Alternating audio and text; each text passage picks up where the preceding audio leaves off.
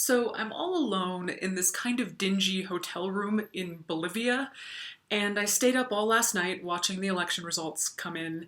And once I realized that Donald Trump had actually won the US election, my plan for today was just to stay in bed, weeping into a bag of Bolivian snack food. I know that people grieve in different ways, and if you're doing that today, I completely support you. But I can't because I am so angry. I am so filled with rage. But in a way, I'm also inspired because we cannot allow our most vulnerable citizens to fall victim to this man. Maybe this will lose me a ton of subscribers, but honestly, I don't care. There are too many people whose actual lives are at stake. Muslims, immigrants, people of color, LGBT people, disabled people. I'm a woman and I'm terrified, and I'm a white woman who's frankly doing fine. So if I'm afraid, I can't even begin to imagine what others must be feeling like this morning. As we all are, I'm trying to think about what I can do to help. And what I do is talk about death.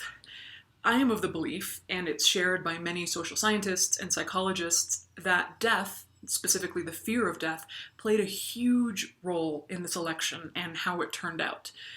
And to be honest, I feel a tremendous amount of guilt that I didn't work to make those ties more explicit when I still had the chance. It's no secret that everywhere Trump went, he used the rhetoric of death. Immigrants are coming to murder us. Terrorists are coming to murder us. Black neighborhoods are filled with murder and death. He was priming people to believe that death was coming for them, reminding them they were under threat from some outside, usually brown-skinned, menace. Here's why this is important. The work I do with death awareness is inspired by a man named Ernest Becker, who wrote a book called The Denial of Death.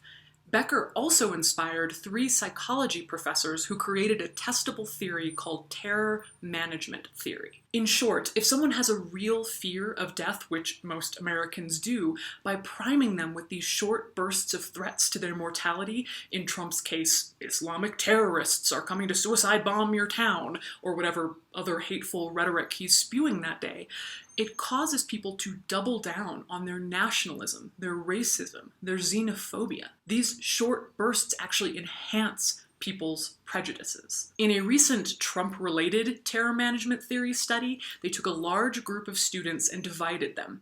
One group was prompted with ideas of death. You're gonna die, how do you feel about it? While the other group was just prompted with general thoughts of pain. Afterwards, they asked students questions about Trump's leadership and his good attributes, and regardless of political party, support for Trump went way up in the group that had been prompted with their own death. This correlation couldn't be more clear between a real deep underlying fear of death and Trump and his campaign exploiting it, and in turn his supporters wanting a wall and wanting a ban and wanting to preserve real America. This is not new. We have these studies going back for years, including after 9/11, when the same fear drove us into the arms of George W. Bush, giving him the support to do pretty much whatever he wanted. This morning, I was so angry, I thought, I'm no longer a mortician. I quit. I am now a full-time Trump administration watchdog.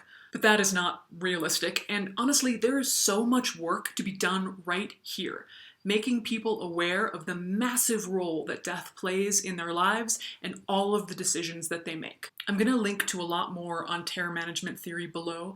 I really hope this does start a conversation, but if you post really misogynistic or racist things, your comments are getting deleted. I'm sorry. I'm not gonna stop fighting on this, and I know that a lot of you aren't either.